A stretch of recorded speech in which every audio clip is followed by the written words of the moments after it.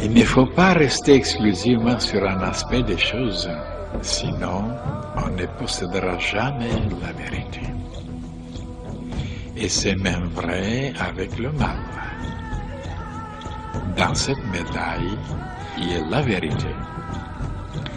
Le bien est une face et le mal l'autre face. C'est pourquoi les grands initiés ne se contentent pas de connaître le bien. Ils connaissent aussi le mal.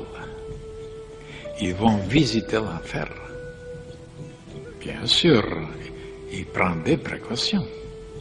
Ils prennent des armes et ils descendent jusque dans l'enfer, étudier ces régions, étudier ses habitants. Et c'est pour eux qu'on avait donné la formule savoir, vouloir, oser et se taire. Je vous disais un jour que dans cette formule, oser est le mot le plus mystérieux. Oui, car oser, c'est oser descendre jusque dans l'enfer pour voir, comprendre, connaître, vaincre. Et ensuite se taire. Parce qu'il ne faut jamais parler de l'enfer à ceux qui ne sont pas préparés à l'affronter, sinon ils seront perdus.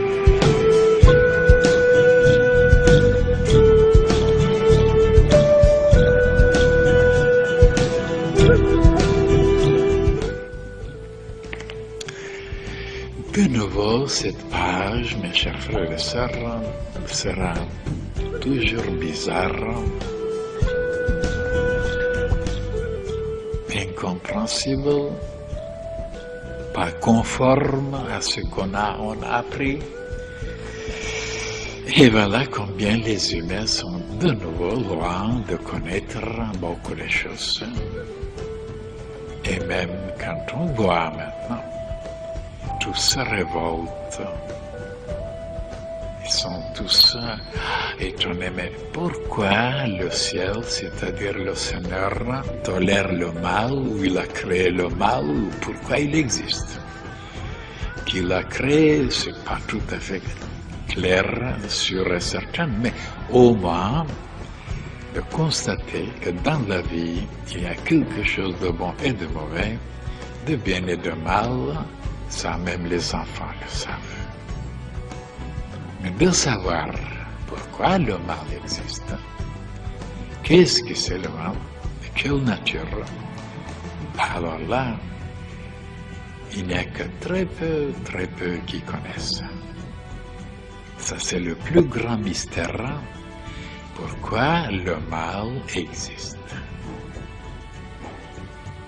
D'après les humains, d'après ces grands philosophes, d'après eux, ce sera beaucoup mieux s'il n'y avait pas du mal, que tout était bien.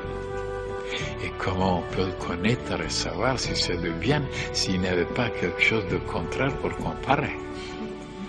Comment on peut savoir qu'on est en bonne santé si on n'était pas un peu malade? Comment on peut apprécier la joie, le bonheur, s'il n'y avait pas un peu de petites choses là, des tiraillements, des ennuis?